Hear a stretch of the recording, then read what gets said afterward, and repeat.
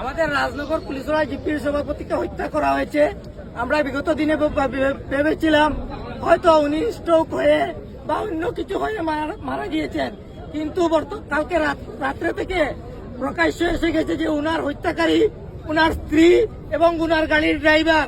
তাই আমরা এই অঞ্চলের জনগণ আমরা আমাদের ডিসি মহোদয়কে অনুরোধ করছি অতি সত্বর এই দোষী কালপিটদেরকে ফাঁসি দেওয়ার জন্য আমি এসপি মহোদয়ের দৃষ্টি আকর্ষণ করছি, আমি ডিসি মহোদয়ের দৃষ্টি আকর্ষণ করছি, সার্কুল অফিসারের দৃষ্টি আকর্ষণ করছি এবং দলাই থানার মাননীয় ওসি মহাশয়কে আমার অনুরোধ, উনি আমাদেরকে দলাই থানায় যেতে দেননি, এখানে আমাদেরকে আটকে রেখেছেন।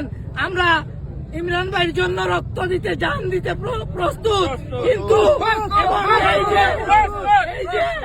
এই যে একজন নিরীহ অত্যন্ত ভালো মানুষকে হত্যা করা হয়েছে, তার যে কালপিট গুলা রয়েছে ওদেরকে অতি সত্বর জনগণের সম্মুখে ওদেরকে ফাঁসি দেওয়া হোক আমাদের দাবি। যদি আমাদের এই দাবিগুলো মানা না হয়,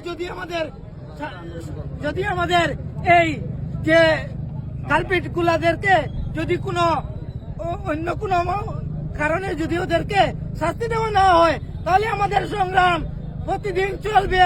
অতি সত্বর আমরা চাই যে এই কালপিটদেরকে ফাঁসি দেওয়া হোক এবং আমাদেরকে এই অঞ্চলের মানুষকে ন্যায় বিচার দেওয়া হোক।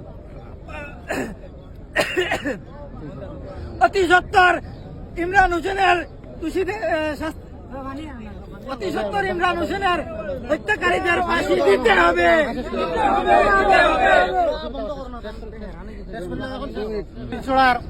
যে পঞ্চায়েত নতুন পঞ্চায়েত হয়েছেন আমাদের ইমরান হোসেন বহুবইয়া গত 10 তারিখ মারা গিয়েছেন সকাল ভোরবেলা 5টার সময় রবিবার দিনে। সেই দিন আমরা সঙ্গে সঙ্গে আমি হসপিটাল নিয়ে গেছি, দিল্লি হসপিটালে নিয়ে গেছি। যাবার পরে আমরা সঙ্গে সঙ্গে ডাক্তার বলেছেন ও ডেথ হয়েছে।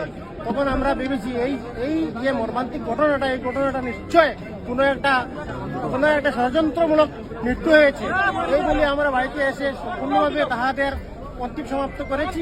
কিন্তু গতকালকে রাত্রে আমরা যে ড্রাইভার ছিল সেই ড্রাইভারের মুখ থেকে আমরা সঠিক তদন্ত পেয়েছি এবং শুনেছি যে ড্রাইভার এবং তার স্ত্রী মিলে ইমরানের স্ত্রী এবং ড্রাইভার মিলে ওষুধ খেয়ে ওকে মৃত্যুবরণ করেছেন গত 10 তারিখ রাত্রে, শনিবার রাত্রে। এখন গতকালকে তার ড্রাইভারের মুখ থেকে এই কথা শুনেই আমরা অতি সত্বর তার বাড়ি গ্রাহক করছি, তাকে ধরছি। এখন পুলিশের কাছে দেওয়া হয়েছে, পুলিশের আয়ত্তে দেওয়া হয়েছে। এখন আমাদের প্রশাসনের কাছে এটাই আমাদের ইমরান হোসেনের মৃত্যু হয়েছে, এই মৃত্যুর শাস্তি যাতে যারা করেছে তাহারা শাস্তি পায়, এই সমস্ত বিচার আপনার যে প্রশাসনের কাছে আমাদের তুলে ধরা, এই ধরনের আমরা তাহাদের ফাঁসি, যারা মেরেছে তাকে ফাঁসি দেওয়া হয়, এই জিনিসটাই আমরা চাই।